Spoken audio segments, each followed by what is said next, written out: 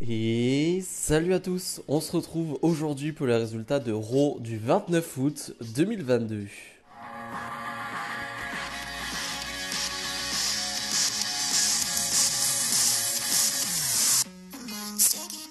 Mais avant de parler d'Euro, comme d'habitude, n'hésitez pas à mettre le petit pouce bleu et à vous abonner. Je rappelle que cette semaine, ça va être très chargé en vidéo. Vidéo donc de Raw, vidéo pour NXT. Ensuite, jeudi, pronostic de Clash at the Castle. Vendredi, normalement, pronostic de Worlds Collide. Ensuite, vidéo sur SmackDown et dimanche, donc vidéo sur Clash at the Castle et lundi, vidéo sur Worlds Collide. Bref, ça va être très chargé, donc j'espère que vous serez présents. Bref, ce Raw qui débute avec un match de vétérans, directement avec un match AJ Styles et Dolph Ziggler qui font face à Damien Priest et Finn Balor. Je dis un match de vétérans parce qu'il me semble que les 4 superstars sur le ring ont plus de 40 ans, ou alors Damien Priest a 39 ans ou quelque chose comme ça. Bref, en tout cas, on est vraiment sur un match de vétérans.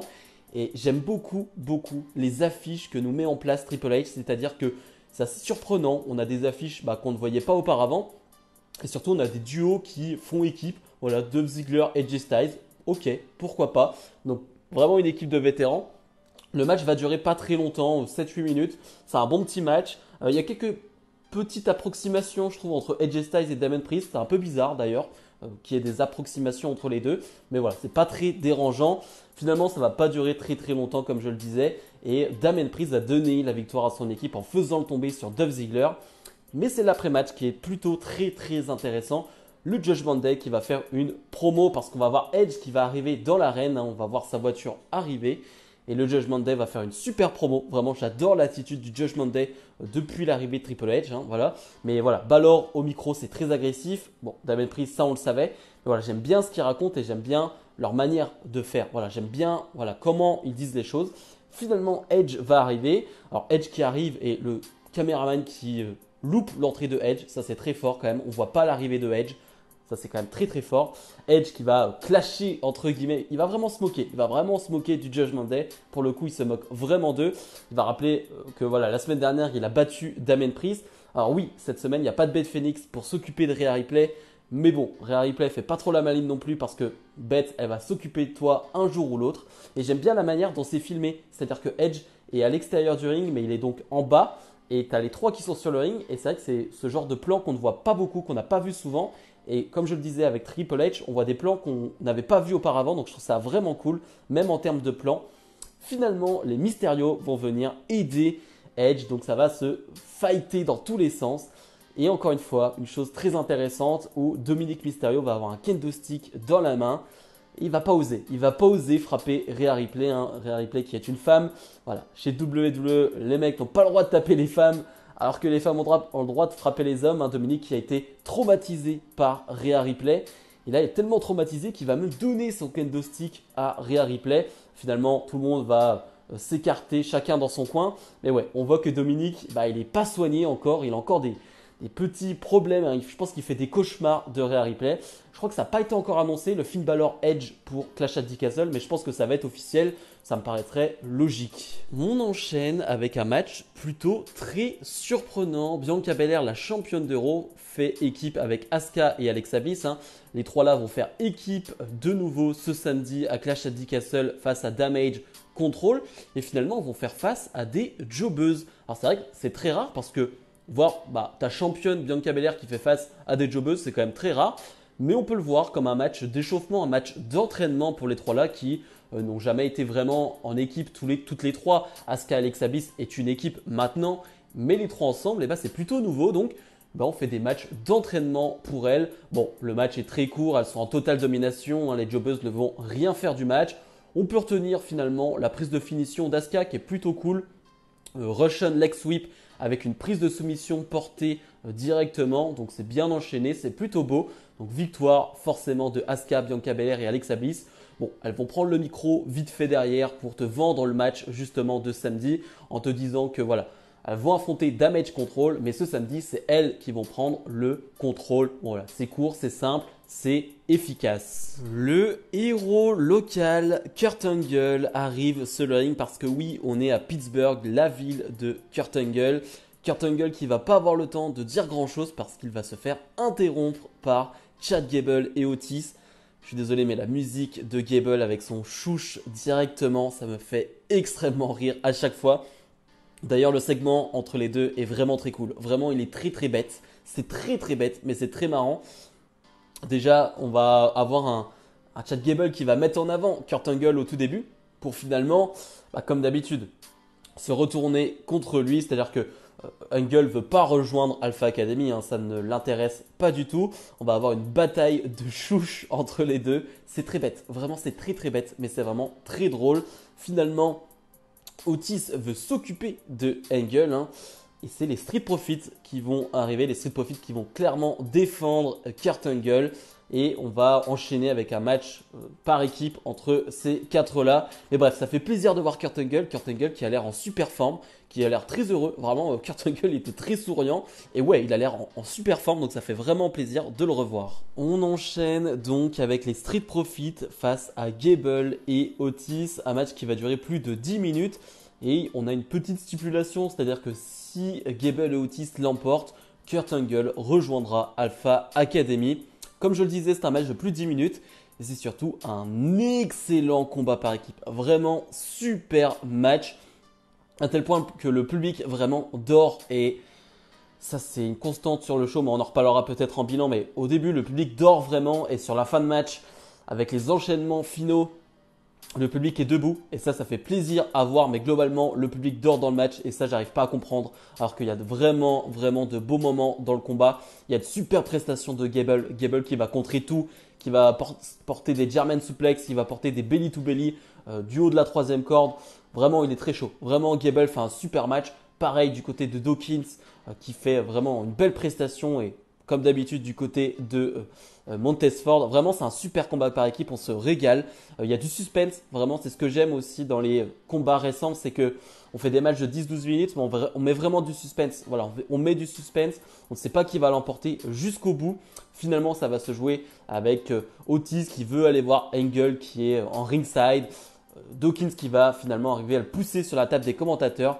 Et finalement, les Street Profits vont réussir un enchaînement magnifique. Et donc Montesford va porter son Frog Splash. 1, 2, 3, victoire des Street Profits qui vont célébrer ensuite avec Angle. Ils vont célébrer avec du lait bien évidemment, c'est Kurt Angle. Bref, c'était vraiment cool. Le segment de base avec Kurt Angle, le match ensuite, la célébration avec Angle. Ouais, parfait. Vraiment c'est super comme moment, super segment, super match. Et surtout très intéressant de faire ça avec un héros local et un Hall of Famer. Vraiment gestion parfaite de Kurt Angle ce soir. On enchaîne avec une interview de Seth Rollins et Matt Riddle. Et oui, je dis bien Matt Riddle parce que les commentateurs l'ont appelé Matt Riddle et sur les réseaux sociaux, eh bien, on l'a appelé Matt Riddle, donc c'est plutôt cool. Il reprend son prénom. Et donc, on a une interview finalement qui est faite par Corey Graves. Alors, les deux ne sont pas au même endroit, mais en tout cas, on a une sacrée interview qui va te donner de la hype pour ce match de ce samedi à Clash at the Castle. On est sur une promo plutôt basique de base où finalement les deux se détestent clairement. Et d'ailleurs, à tel point qu'on a une vidéo qui est prise littéralement par un fan où les deux veulent se battre sur le parking juste avant Raw. Voilà, c'est le genre de petits trucs, de petits détails qui sont vraiment cool, qui rendent les choses plus réelles, plus convaincantes. Et finalement, voilà, on a une promo plutôt classique où Seth Rollins dit « Bon, tu fais le malin, Riddle, etc. mais personne ne t'aime. Vraiment, personne ne t'aime. Et en fait, je ne vais pas me rendre service qu'à moi-même en te battant. Je vais rendre service à tout le monde ici à la WWE. » Riddle, lui, qui va enfoncer le clou en disant « Bon, comme d'habitude, tu parles beaucoup, tu fais le malin. Mais bon, tu as perdu contre Cody Rhodes, tu as perdu contre Roman Reigns et tu vas encore perdre contre moi. » Seth Rollins qui d'ailleurs fait beaucoup référence au titre WWE et Universal. Clairement, c'est dans sa tête. Et finalement, alors que l'interview allait se terminer, Riddle qui va clasher vraiment très violemment Rollins en lui disant à Clash at the Castle, on verra, je prouverai qu'il n'y a qu'un homme dans ton mariage. Et c'est Becky Lynch, The Man Becky Lynch. Ça n'a pas plu à Seth Rollins parce qu'on va revenir de pub et finalement on va avoir un moment qui, soi-disant, a été coupé où normalement les caméras n'auraient pas dû être présentes. Et Rollins qui va appeler Riddle et qui va lui dire « Ah ouais, tu le veux la jouer personnelle ? Tu veux la jouer personnelle ? Tu parles de famille alors que toi, on peut même pas parler de ta famille parce que ta femme t'a quitté, a divorcé et est partie avec les 2 gosses. » Aïe aïe aïe aïe aïe, ça fait mal. Et Riddle qui va dire plusieurs fois le F-word, hein, le fuck. Bon, finalement, le fuck va être bipé à chaque fois. Mais là, ouais, là on est parti sur du personnel, on est parti sur quelque chose de très très costaud, de très réel. Je pensais pas qu'on allait arriver là-dessus. Ouais, alors là, si ce segment vous a pas donné de hype pour le match de samedi, je comprends pas. Bobby Lashley, le champion des États-Unis, fait face aux Miz, accompagné bien évidemment de Ciampa. Alors le match en soi, c'est pas ce qu'il y a de plus intéressant, c'est plutôt tout ce qu'il y a autour du Miz qui s'est fait kidnapper la semaine dernière par Dexter Lumis. Dexter Lumis finalement qui l'a relâché parce que The Miz est là et finalement Miz qui avant le match était en interview et voulait pas répondre aux questions. Voilà, il voulait pas en parler de ce qui s'est passé. Donc on ne sait pas du tout ce qui s'est passé avec Dexter Lumis. Mais en tout cas, Miz a l'air traumatisé. Hein. Il a l'air vraiment pas bien. Dexter Lumis, on nous le dit, il a été arrêté lors de NXT. Donc il ne devrait pas poser de problème. Mais finalement, pendant le match où Ciampa va faire que des interventions, vraiment Ciampa qui aide un maximum The Miz et ses interventions sont vraiment très très propres, très très cool. Vraiment, c'est du heal de bon niveau, vraiment j'ai envie de dire. Finalement, Dexter Lumis va faire une apparition pendant ce match dans le public. Il y a une lumière qui va se poser sur lui et finalement il va disparaître d'un coup. Ça va encore perturber The Miz et Ciampa, hein, ils ne savent plus quoi faire. Finalement, Miz va abandonner suite au Hurt Lock de Bobby Lashley. Mais voilà, encore tout ce truc autour de Dexter Lumis. Décidément, là, il en veut à The Miz, on ne sait pas pourquoi. J'espère qu'on aura des explications d'ici quelques semaines, d'ici quelques jours. Et surtout, Dexter Lumis qui est déjà hors de prison, voilà, tranquillement. Donc on ne sait pas comment ça s'est passé, mais voilà. En tout cas, on continue ces histoires étranges avec Dexter Lumis. La Bloodline est sur le ring. Alors la Bloodline sans Roman Reigns, hein, sans le chef de tribu, mais avec les Usos et donc Sami Zayn. Finalement, ils sont là pour nous annoncer que à SmackDown cette semaine, ils vont fêter les 2 ans de règne de Roman Reigns. Sami Zayn qui est d'ailleurs très heureux de nous annoncer que ça sera lui le chef, le maître de cérémonie. Ça plaît pas trop à Jey Uso. J'aime vraiment beaucoup cette relation entre Jey Uso et Sami Zayn. C'est-à-dire que Jey Uso a totalement accepté Sami Zayn, mais Jey Uso absolument pas. Finalement, ils vont être interrompus par Kevin Owens. Et Kevin Owens, forcément, meilleur ami de Sami Zayn, va parler à Sami Zayn, va lui dire « Sami, il faut que tu te réveilles. Il faut vraiment que tu te réveilles parce que là, tu oublies que finalement, tu es un des meilleurs catcheurs de ta génération. Et là, tu passes pour un clown. Tu es le clown de la Bloodline et tu perds ton temps. Vraiment, tu passes pour un débile avec eux. » Finalement, Kevin Owens va arriver sur le ring, va se confronter vite fait avec Jey Uso. Et on va donc avoir Jey Uso face à Kevin Owens. Un match qui va durer presque 10 minutes, qui va être excellent. Vraiment un vrai bon combat de catch. Mais c'est presque pas le catch qui est intéressant, c'est plutôt ce qui va se passer avec Sami Zayn.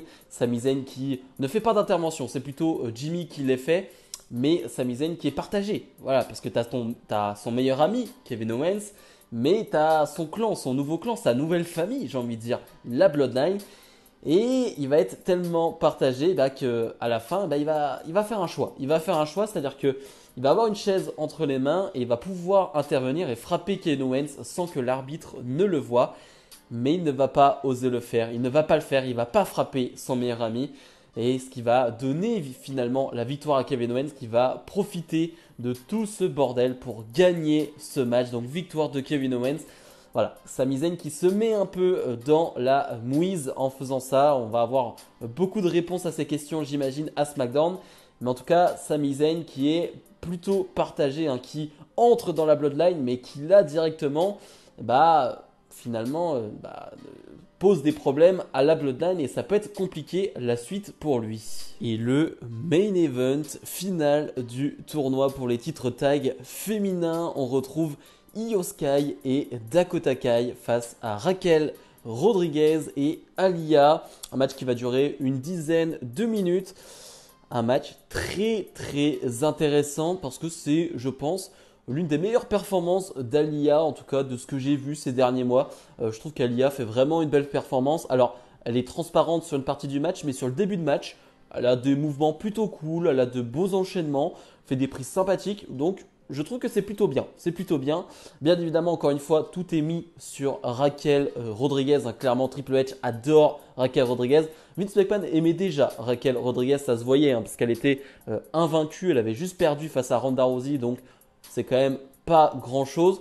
Donc voilà, c'est quand même, ça veut dire beaucoup de choses. Triple H qui aime beaucoup Raquel Rodriguez, Vince McMahon qui l'aime beaucoup. Voilà, ils voient des choses en elle et moi je suis plutôt d'accord avec eux. Mais ouais, c'est un plutôt bon match. Io Sky et Dakota Kai, ça travaille bien en équipe. Voilà, ça fait que un mois qu'elles bossent ensemble et en équipe ça bosse très bien. Il y a déjà des phases d'équipe qui sont travaillées entre les deux là et donc ça fait plaisir à voir.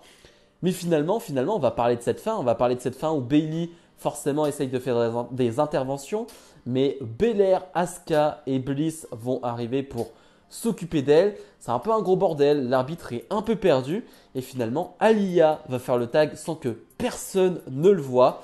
Aliyah qui va surprendre tout le monde et qui va faire un roll-up sur Dakota Kai. 1, 2, 3. Victoire de Aliyah et Raquel Rodriguez qui deviennent les nouvelles championnes par équipe. Quelle surprise. Vraiment, je m'y attendais absolument pas. Alors, mon premier sentiment, c'est ok, je comprends pas. Pourquoi ça? Et finalement, si tu y réfléchis vraiment quelques secondes, déjà Dakota Kai se retourne directement vers Io Sky et dit c'était pas moi qui était légal sur le ring. Clairement, c'était Io Sky qui était légal, donc il va y avoir une controverse autour de cela. Et moi, j'aime à penser que des fois, il ne faut pas juger les choses telles qu'elles sont. C'est-à-dire que là, ça nous paraît bizarre. En tout cas, ça paraît surprenant comme choix. Mais je vais attendre de voir. Je pense que Triple H mijote quelque chose. Pour vous donner mon point de vue, je pense que Aliyah et Raquel Rodriguez ont gagné ces titres parce que Sasha Banks et Naomi vont revenir et vont les battre. Et je pense que c'était pas le moment. Si tu faisais Io Sky et Dakota Kai directement championnes, bah Sasha Banks et Naomi auraient fait leur retour et directement les auraient battus. Je pense que c'est pour ça. Ce n'est que mon avis. Bref, pour faire un bilan de ce tournoi tag, c'était un bon tournoi. Malheureusement, qui a été tronqué à cause de blessures du côté de SmackDown. Ça, c'est vraiment dommage parce que je pense qu'on aurait pu avoir de belles choses de la part de Toxic Attraction ou même au tout début de Nikita Lyons et de Zoe Stark. Donc ça, c'est dommage. Mais dans l'ensemble, on a eu un tournoi qui a mis les titres en valeur. Cette fin, je trouve qu'elle ne met pas vraiment les titres en valeur parce que tu as de la controverse. Tu as des interventions, c'est un peu un bordel et ça termine sur un roll-up, donc c'est un peu dommage. Mais je trouve que c'est quand même une belle célébration pour Raquel Rodriguez et surtout pour Aliyah qui gagne son premier titre chez WWE. C'est quand même pas rien de gagner son premier titre en main event d'Euro. Bilan d'Euro, c'était vraiment excellent, vraiment un excellent show. Comme je le disais tout au long du show, le public m'a vraiment déçu, vraiment c'est un problème. Quand tu fais d'aussi bons shows et que le public ne réagit pas, au niveau du show, c'est dommage. C'est vraiment dommage et ça fait chier pour dire les termes, ça fait vraiment chier. J'en ai pas parlé, mais c'est vrai que du coup, ça a été annoncé. Finn Balor et donc Damien Priest feront face à Rey Mysterio et Edge lors de Clash at the Castle. Donc pas de match 1 contre 1, mais un match 2 contre 2. Pourquoi pas, on aura le temps d'en reparler dans mes pronostics ce jeudi. Mais ouais, c'était vraiment un bon Raw. J'ai forcément en tête l'interview entre Rollins et Riddle en tête. Parce que ouais, c'était dingue. C'était assez fou d'entendre ça, de voir ça à Raw. Et donc ça m'a marqué. C'est vraiment un segment de Raw qui m'a marqué. Donc si je dois donner une note, on va être sur un bon 8,5 sur 10. Bref, comme d'habitude, n'hésitez pas à mettre le petit pouce bleu, à vous abonner. Et nous, on se retrouve dès demain pour ma review de NXT. Salut, salut!